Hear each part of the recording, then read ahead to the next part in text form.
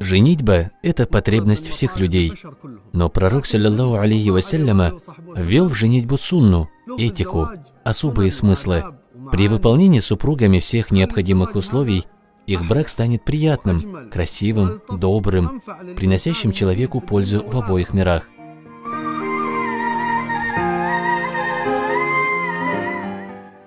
Целей женитьбы у людей много. Каждый желает жениться из личной цели. Но посланник Аллаха, саллаллаху алейхи вассалям, эти цели и намерения возвел на очень высокий уровень. Пророк, саллаллаху алейхи вассалям, установил связь между собой и нами посредством женитьбы. Посланник Аллаха, алейхиссаляту вассалям, сказал: «Женитесь и размножайтесь, ибо в судный день я буду гордиться вашей многочисленностью перед другими общинами». Представьте себе, когда ты женишься, станешь причиной умножения количества общины Мухаммада, саллаллаху алейхи вассалям. Ты станешь источником радости и одной из причин гордости пророка, саллаллаху алейхи вассалям, перед другими общинами в судный день.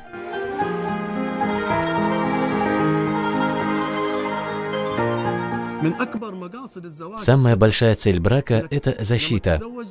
Когда ты вступаешь в брак, то хранишь свое целомудрие и целомудрие мусульман.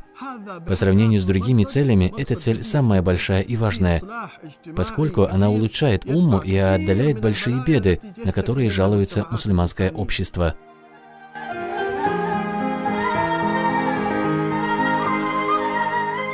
Одним из самых важных аспектов женитьбы, от которого зависит вечное счастье человека, считается выбор спутника жизни. Этот выбор очень серьезен для каждого молодого человека. Пророк, саллаллаху алейхи вассалям, дал ценные советы и указания по этому поводу.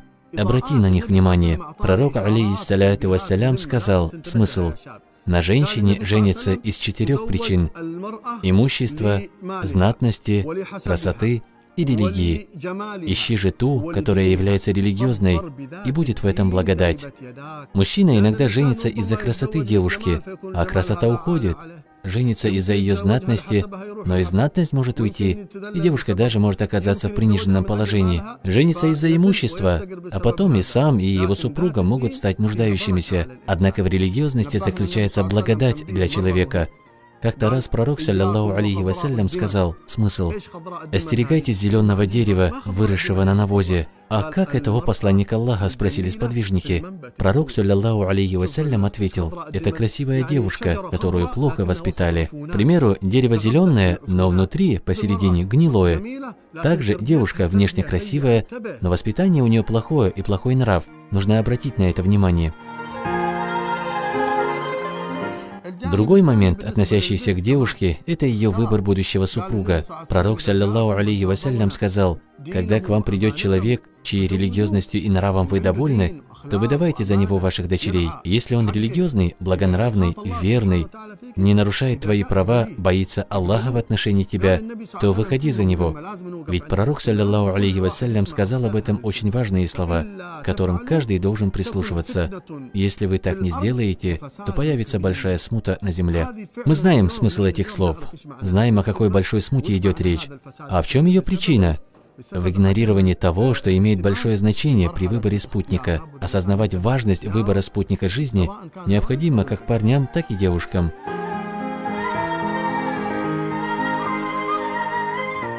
Важным аспектом, когда сватают девушку, считается смотреть на нее, на лицо и кисти рук в присутствии ее семьи. В этом взгляде есть тайна. Посланник Аллаха, саллаллаху алейхи вассалям, сказал: когда пожелаешь жениться, посмотри на нее, это пробудит любовь между вами.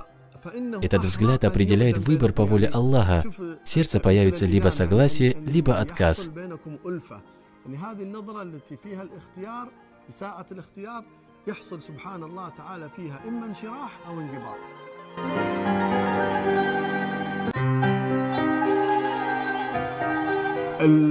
Требование большого приданного создает людям немалые проблемы.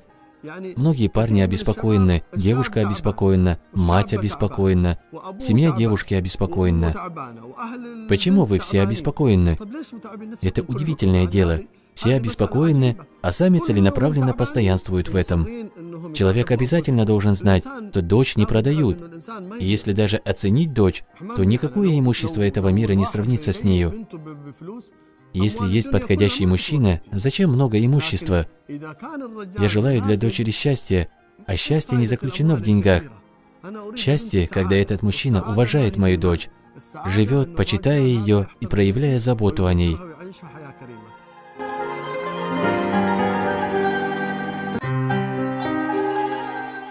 Проводить свадьбу является сунной. Пророк, саллаллаху алейхи вассалям, во время каждой женитьбы делал угощения по мере своих возможностей, приглашал своих сподвижников, иногда зарезав одного барана, иногда и больше, а когда не было возможности зарезать даже одного барана, угощал пшеницей, финиками. Когда нас приглашают на свадьбу, нужно ответить на приглашение, пойти на свадьбу и радоваться радости брата по вере, поздравить молодоженов и их родителей, сделать за них дуа. Мольба для молодоженов от посланника, саллаллаху алейхи вассалям, является очень важной. Пророк, алейхиссаляту вассалям, говорил: «О Аллах, ниспошли на них баракат и даруй им праведное потомство». Эту мольбу он прочитал за кого? За Фатиму, жену имама Али. В день бракосочетания необходимо, чтобы рядом с женихом был отец или старший брат, а с невестой ее мать или другая близкая родственница, чтобы они сделали им важные наставления, в которых они нуждаются в этот день.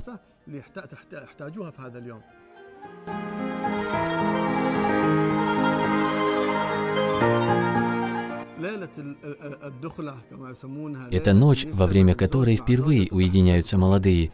Первый час этой ночи очень красивый, счастливый, радостный. И в это время осуществляются две важные сунны. Мужчина не должен об этом забывать. Многие люди в это время забывают все, но умный парень помнит эти две важные сунны. Первая сунна – совершение 2 ракатов хвалы Всевышнему Аллаху.